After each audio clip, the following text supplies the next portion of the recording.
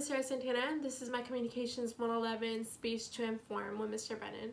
Today I'd like to talk to you guys about the Black Lives Matter movement because I feel as if it's the perfect time for us to come together as a society and educate ourselves on some of the things that may be happening around us. To begin, I'd like to talk to you guys about the 5 W's of the Black Lives Matter movement, which is the who, the where, the what, and the why of how it began. The Black Lives Matter movement was co-founded by 3 women named Alicia Garza, Patrisse Cullors, and Opal Tomilton in Florida in 2013 after police officer George Zimmerman killed 17-year-old African-American Trayvon Martin, who was walking home with an iced tea and Skittles. This, of course, enraged the community. They were hurt. These 3 women came together and started the hashtag Black Lives Matter, which quickly gained a lot of attention on social media and began being used. Before I talk about what the movement is today, I'd like to talk about the civil rights activists who empowered and inspired the Black Lives Matter movement. The fight for equal rights began at least 4 centuries before the Black Lives Matter movement began. One of the most influential civil rights activists was Martin Luther King Jr. He led the boycott of Montgomery, Alabama Transportation Company, which obligated all black people to move from their seats in order for whites to sit down. They were expected to sit or stand in the back of the bus. This led to Martin Luther King being arrested with a couple other civil rights activists.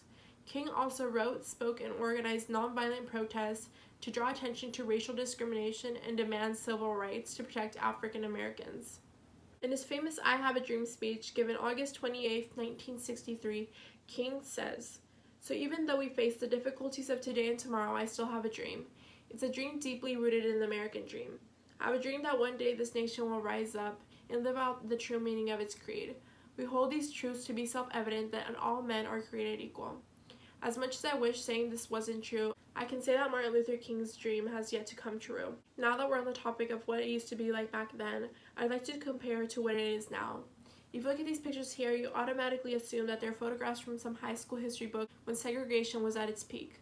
Would you believe me if I told you that these photographs were taken this year? This was a scene at the Minneapolis 3rd Police Precinct this Tuesday after the murder of George Floyd. Now look at these photographs here. As much as I try to find a difference, I couldn't. It feels as if we're almost repeating history, and some may argue that it never truly even changed. The Black Lives Matter movement is relevant today because discrimination and brutality against people of color has been an issue for the past 4 decades, and people are still losing their lives because of the color of their skin. The black and brown community feel as if they receive no justice. They're desperate for change because people of color shouldn't fear losing their lives because they were born with a darker complexion. I'd like to now show you guys a list of some of the people who have lost their lives and inspired the Black Lives Matter movement. To begin, in 1999, Amadou Diallo was 23. While taking out his wallet, officers fired 41 shots by 4 officers who were all acquitted. Here we have in 2010, Aiyana Jones was 7 years old, sleeping when she was accidentally shot by an officer in a raid of the wrong apartment. The officer was cleared of all charges. In 2013, we have Jonathan Ferrell. He was 24 years old when he was asking for help after an auto accident, and he was shot 12 times by police. The case ended in mistrial. 2016, Keith Scott, 43 years old, was sitting in his car reading when he was shot by a police officer and was not charged. We have 2018, Stephen Clark. He was 23 years of age, holding a cell phone. He was shot 8 times and 6 in the back. Officers were not charged.